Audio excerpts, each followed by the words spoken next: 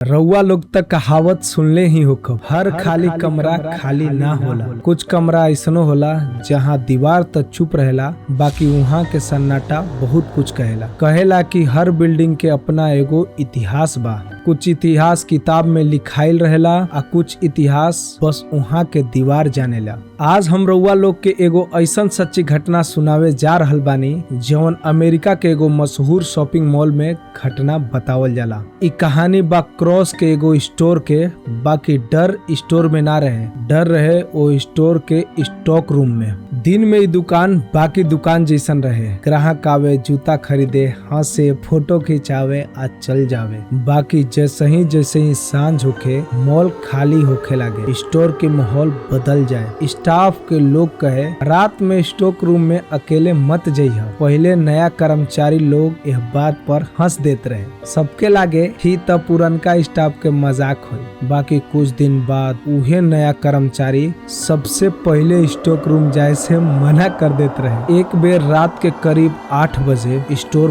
बंद होके वाला रहे, बाकी कर्मचारी सामने ग्राहक लोग के बिल बनावत रहे। पीछे स्टॉक रूम में खाली एगो लड़की सामान रखे गई। बस 2 मिनट बाद वो दौड़त बाहर निकलस। ओकर चेहरा फीका पड़ गई रहे, हाथ कांपत रहे। मैनेजर पूछलस का भइल? वो धीरे से कहलस हमरा लागल कोई हमरा पीछे खड़ा बा। बाकी पीछे तक कोई रहबे न कल रहे। सब लोग सोचलस शायद वहम हुई, बाकी ई खाली शुरुआत रहे। दिन बीतत गई आ घटना बढ़त गई। रात के स्टॉक रूम से कभी डिब्बा खिसके के आवाज आवे तो कभी लोहा के रैक टकरावे के। कभी ऐसा लागे जैसे कोई धीरे धीरे चलत होके। स्टाफ कई बेर दौड़ के भीतर गई, बाकी हर बेर कमरा खाली मिलल। सीसीटीवी में भी कुछ ना दिखे, बाकी आवाज हर रात आवत रहे। एक दिन तो हदे हो गई। स्टोर के मैनेजर अकेले स्टॉक रूम में सामान गिनत रहले। वो एगो रैक के सामने खड़ा रहली। अचानक धड़ाम, वो रैक पर रखल 2 बड़ा बड़ा क्रॉक्स जाम अपने आप हवा में उड़लस आ जोर से जमीन पर गिर पड़ल। मैनेजर के हाथ से मोबाइल छूट गई। वो डर के मारे पीछे हट गई। उहे समय बाहर खड़ा एगो कर्मचारी भी वो आवाज सुनलस। सब दौड़ के भीतर आयल, बाकी वहाँ कोई ना रहे। सिर्फ जमीन पर पड़ल वो 2 चाम आ पूरा कमरा अजीब सन्नाटा में डूबल रहे। वो दिन के बाद स्टाफ के आधा लोग रात वाली ड्यूटी करे से मना कर देलस। सबके लागल ई मजाक ना ह। स्टॉक रूम में कुछ तो जरूर रहे, कुछ ऐसन जे आंख से हर बेर ना दिखे, बाकी अपना मौजूदगी जरूर महसूस करावे। असल डर तो अब शुरू होके वाला रहे, काहे कि कुछ दिन बाद वही स्टॉक रूम में एक कर्मचारी ऐसन चीज देखलस जवन सुन के अजुओ लोग के रूह कांप जाला।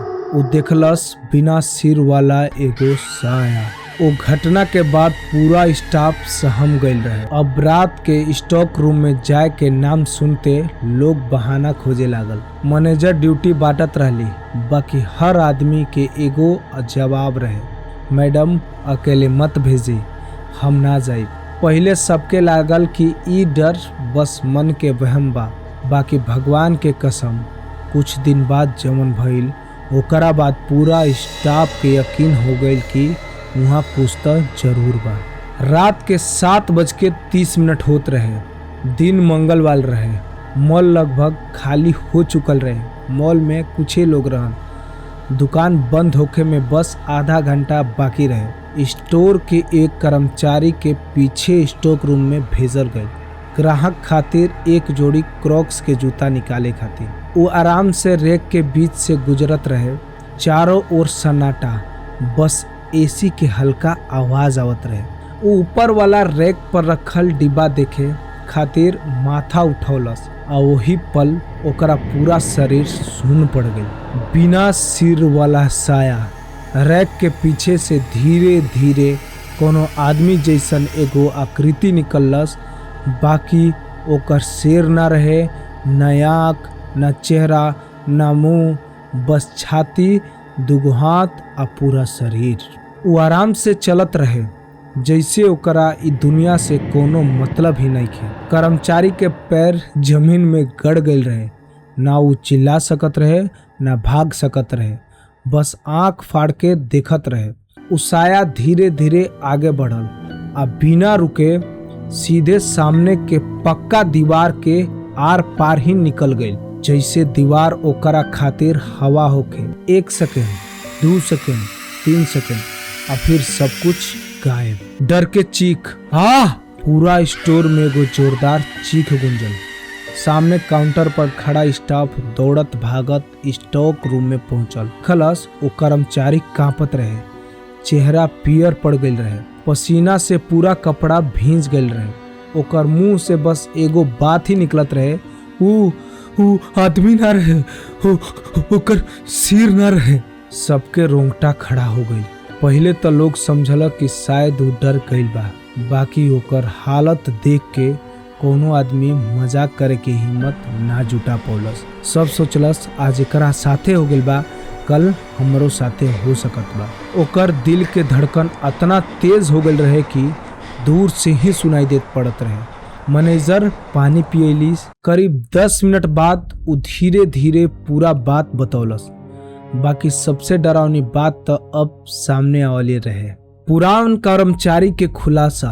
दूसर का दिन ये बात धीरे धीरे पुरान कर्मचारी लोग तक पहुंचल तो उ लोग कहे लागल पहला बेर ना भइल बा। एक पुरान कर्मचारी बतौलस, हमरो कई बार लागल बा कि कोई पीछे खड़ा बा, पीछे मुड़ के देखतानी तो कोई ना रहे।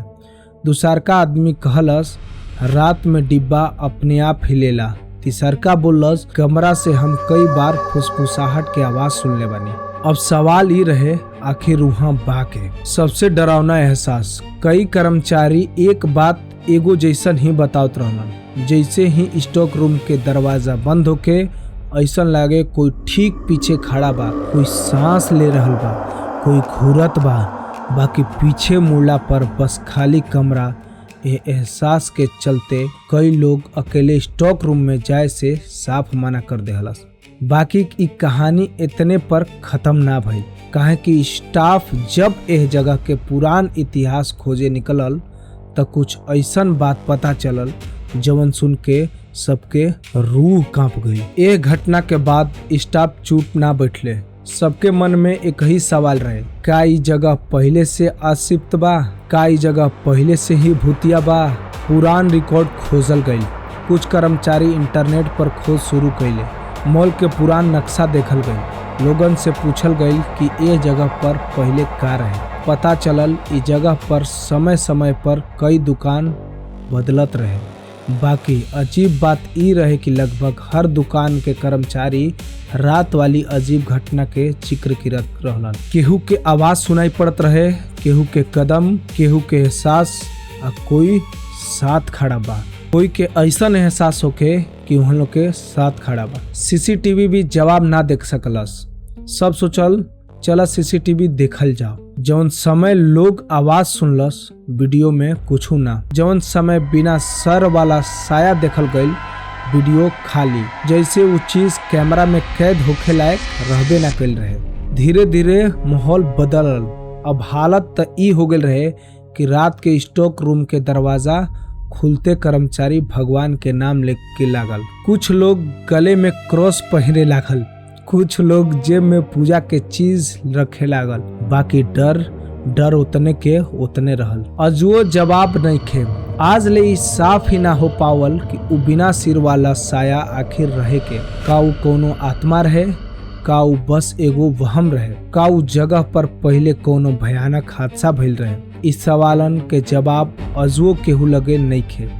बाकी जौन कर्मचारी यह स्टॉक रूम में रात बितावेले बा, वो अजुओ एक बात जरूर कहेला, वहाँ अकेले मत जाई। तो सोची अगर रउआ रात के मॉल बंद होके के बाद वही स्टॉक रूम में अकेले खड़ा होकर अचानक रैक के पीछे से कोनो बिना सिर वाला साया निकलल, धीरे धीरे रउआ और बढ़े लागल, तो रउआ का करब?